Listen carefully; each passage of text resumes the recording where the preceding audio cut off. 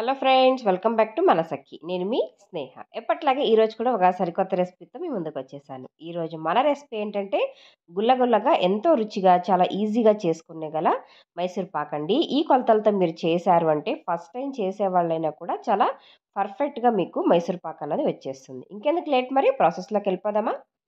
ముందుగా ఒక కప్పు శనగపిండిని తీసుకోవాలండి. అలాగే ఒక కప్పు శనగపిండికి 2 కప్పులు పంచదార అన్నది కొలత తీసుకోండి.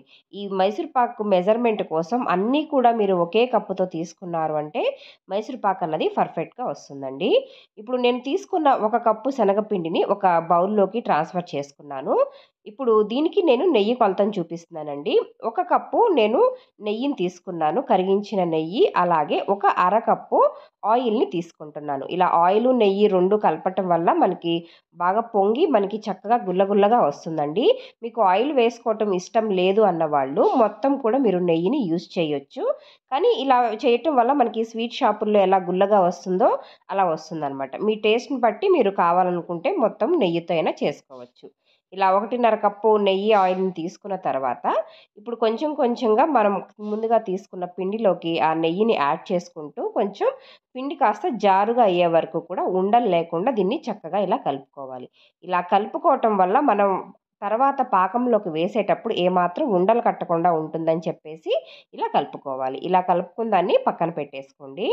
ఇప్పుడు స్టవ్ మీద అడుగు మందంగా ఉన్న ఒక ప్యాన్ పెట్టుకొని దీంట్లోకి 2 కప్పులు పంచదారని యాడ్ చేసుకొని, అరకప్పు వాటర్‌ని పోసుకొని దీన్ని అంతా కరిగించుకోవాలి. పంచదార అంతా కరిగి మనకి తీగ పాకం రావాలండి. అప్పటి వరకు కూడా మనం పంచదార పాకం అన్నది చేసుకోవాలి. కరెక్ట్ మనకి తీగ పాకం వచ్చింది అంటే మనకి మైసూర్ పాక్ అన్నది పర్ఫెక్ట్‌గా బాగా వస్తుందండి. ఎక్కువ పాకం మనకి వచ్చేస్తే మనకి పొడి పొడి అయిపోతుంది. సో, ఇలా కరెక్ట్‌గా ఇలా తీగ పాకం వచ్చే వరకు కూడా పాకం చేసుకొని దీంట్లోకి మనం ముందుగా కలిపి ఉంచుకున్న పిండిని దీంట్లోకి యాడ్ చేసుకోండి. మనం ఆల్రెడీ దీంట్లోకి నెయ్యిని యాడ్ చేసి కలిపి ఉంచుకున్నాం కాబట్టి పాకంలోకి వేసిన వెంటనే మనకేమీ ఇది ఉండకట్టదండి. దీన్ని లో ఫ్లేమ్‌లో పెట్టేసుకొని ఇలా చక్కగా కలిపేసుకోవచ్చు. ఏమాత్రం ఉండలు కట్టదు. ఇలా అంతా కూడా బాగా కలుపుకున్న తర్వాత చూడండి ఇలా చక్కగా ఉడుకుతుంది కదా!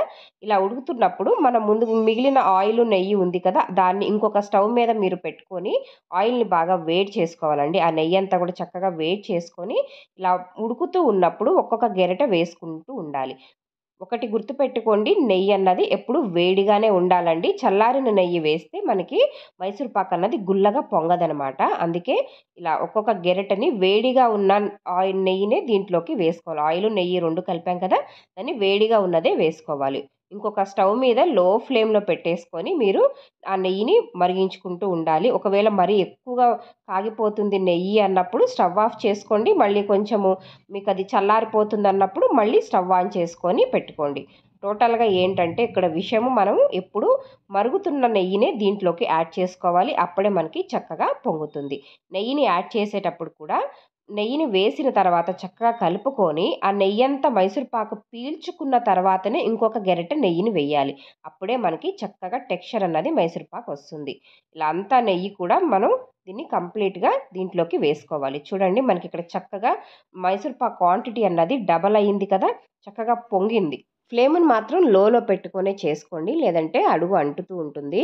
ఇలా చక్కగా పొంగిన తర్వాత ఇంకొక గెరిటె నెయ్యన్నది నాకు మిగిలింది. అది కూడా దీంట్లోకి వేసేసుకున్నాను. ఇలా వేసేసుకొని ఒకసారి బాగా కలిపేసుకోండి. చూడండి మనకి చక్కగా పొంగేసింది కదా! కొంచెం కూడా నేను సోడా ఉప్పు అన్నది వాడలేదండి. చాలామంది మైసూర్ పాక్‌లో సోడా ఉప్పు వేసేస్తూ ఉంటారు. ఇలా సోడా వేయకపోయినా పర్ఫెక్ట్‌గా మనము ప్రొసీజర్ ఫాలో అయ్యాము అంటే చక్కగా పొంగుతుంది. చూడండి ఇలా అంతా చక్కగా క్రంబల్ టెక్స్చర్ వచ్చింది గదా! విరిగినట్లుగా ఇలా ఈ టెక్స్చర్ వచ్చిన తర్వాత దీన్ని ప్లేట్‌లోకి ట్రాన్స్‌ఫర్ చేసుకోండి. నేనిక్కడ ఈ ప్లేట్‌కి ఆల్రెడీ నెయ్యి అప్లై చేసి ఉంచుకున్నానండి. దాంట్లోకి దీన్ని నేను ఇప్పుడు ట్రాన్స్‌ఫర్ చేస్తున్నాను. వేడిగా ఉన్నప్పుడే వెంటనే మీరు ట్రాన్స్‌ఫర్ చేసేసుకోవాలి. ట్రాన్స్‌ఫర్ చేసిన తర్వాత పైనుంచి మీరు దీన్ని ప్రెస్ చేయొద్దండి. జస్ట్ లేయర్‌ని అడ్జస్ట్ చేసుకోండి. అంతేకాని గట్టిగా నొక్కారు అంటే మనకి పొంగటం అన్నది ఉండదనమాట. లోపల అంతా గుల్లగా లేకుండా మనకి గట్టిగా అయిపోతుంది. అందుకే జస్ట్ అడ్జస్ట్ చేసుకున్న తర్వాత వేడి వేడిగా ఉన్న దీని మీదకి ఒక క్లాత్ వేసేసి పైన ఒక మూత పెట్టండి. అప్పుడు మనకి మధ్యలో కొంచెం గోల్డెన్ కలర్ ఎరుపు రంగుకి వస్తుందండి మైసూర్ పాక్ అన్నది. ఆ ఫ్లేవరు, ఆ టేస్ట్ బావుంటుంది. అలా మనకి కొంచెం ఎరుపు రంగు వస్తే. మనకి స్వీట్ షాపుల్లో కూడా అలా ఆ ఎరుపు రంగు వస్తుంది గదా! అలా బావుంటుందనమాట. అనమాట. అందుకనే నేను ఇలా క్లాత్ వేశాను. ఆ వేడి కొంచెం తొందరగా ఆరకుండా ఉంటుందని చెప్పేసి, కొంచెం గోరువెచ్చగా ఉన్నప్పుడే మనం ఇలా ముక్కలుగా కట్ చేసుకోవాలి. ముక్కలుగా కట్ చేసుకున్న తర్వాత కంప్లీట్‌గా చల్లారిన తర్వాత దీన్నిలా డీమోల్డ్ చేసుకోవాలండి. చూసారు గదా! చూస్తుంటేనే మనకి తెలిసిపోతుంది మైసూర్ పాక్ అన్నది ఎంత పర్ఫెక్ట్‌గా వచ్చిందో. చాలా చక్కగా పొంగి లోపలంతా కూడా చాలా బోలు బోలుగా చాలా బావుందండి. చాలా టేస్టీగా ఉంటుంది. ఇలా వస్తే మైసూర్ పాక్ అన్నది పర్ఫెక్ట్‌గా వచ్చింది.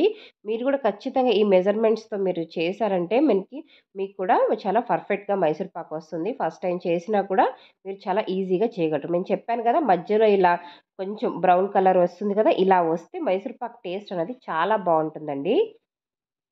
ఇలా మీకు కావాల్సిన సైజెస్‌లో దీన్ని కట్ చేసేసుకొని, దీన్ని సర్వ్ చేసుకోవటమేనండి. చాలా బావుంటుంది. మీరు గూడా ఒకసారి ఖచ్చితంగా ట్రై చేసి, టేస్ట్ ఎలాగున్నది నాకు కామెంట్ బాక్స్‌లో కామెంట్ చేయటం మర్చిపోకండి. దానికన్నా ముందు మీలో ఎవరైనా ఛానల్‌ని ఫస్ట్ టైమ్ చూస్తున్న వాళ్ళైతే సబ్స్క్రైబ్ చేసుకొని, పక్కనే ఉన్న బెల్ ఐకాన్ ప్రెస్ చేయటం మర్చిపోకండి. మరొక కొత్త రెసిపీతో మళ్ళీ కలుద్దాం. అంతవరకు సెలవు. Take care. బాయ్.